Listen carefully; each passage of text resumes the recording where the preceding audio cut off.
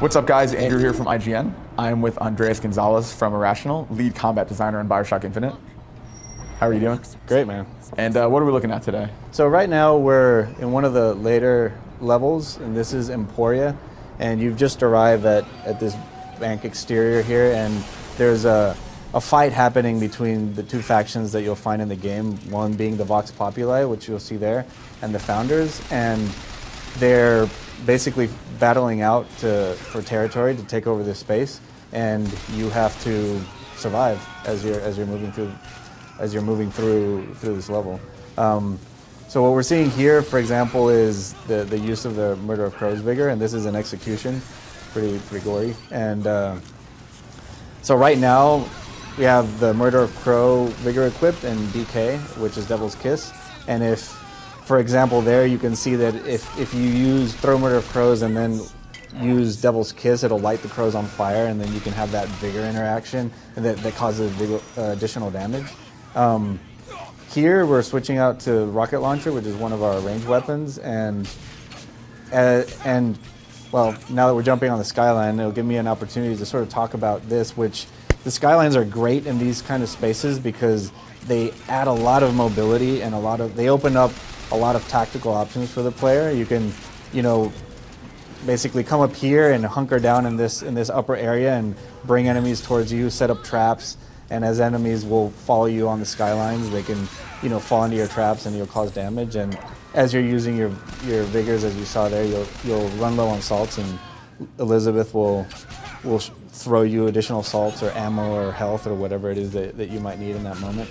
And what are we kind of doing with each of these vigors? I saw that wheel pop up. What do we have equipped here, and what? Right. So right now, what we have equipped is Undertow. This is a vigor that allows you to. So each vigor has basically two ways of firing it. If you tap it, it'll basically push a guy in front of you. So if you have an enemy near you, you'll just push them away. And if you hold down the vigor, it'll basically pull an enemy towards you that's far away. So you can bring guys closer and melee execute them or whatever. You can pick them off one by one. And the other vigor we have equipped here is Devil's Kiss, which that's a fire vigor basically. And if the regular fire is you'll lob like a ball of fire basically. It's kind of like a grenade.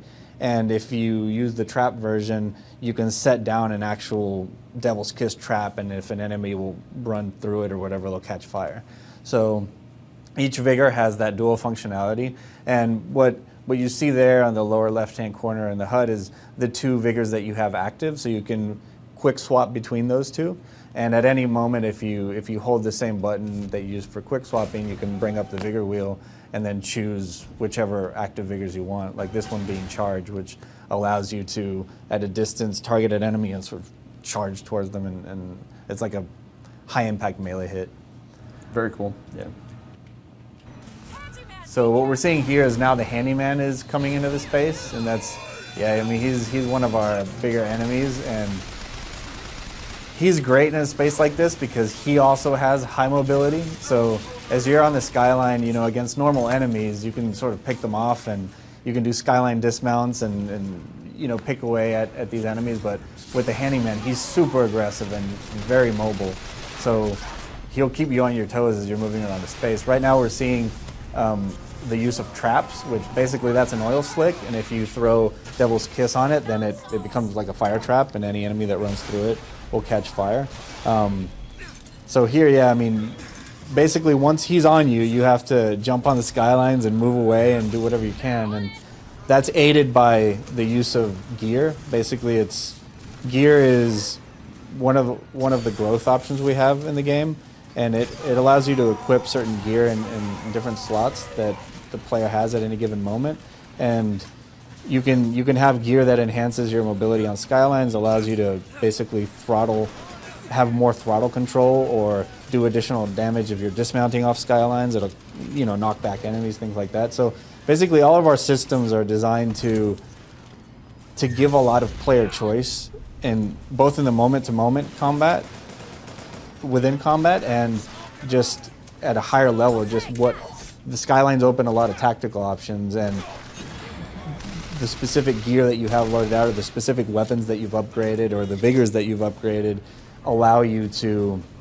basically customize your playstyle. And then you can use tears within the environment to enhance those moment-to-moment choices of like, oh my god, I'm low on ammo, but Liz just tossed me some health, so I know that there's a tear over here that gives me additional salts or whatever I need, or health, or I'm next to an enemy that, like the handyman, that's super aggressive, so I can use the oil slick to cause additional damage as he's chasing me around the space, things like that.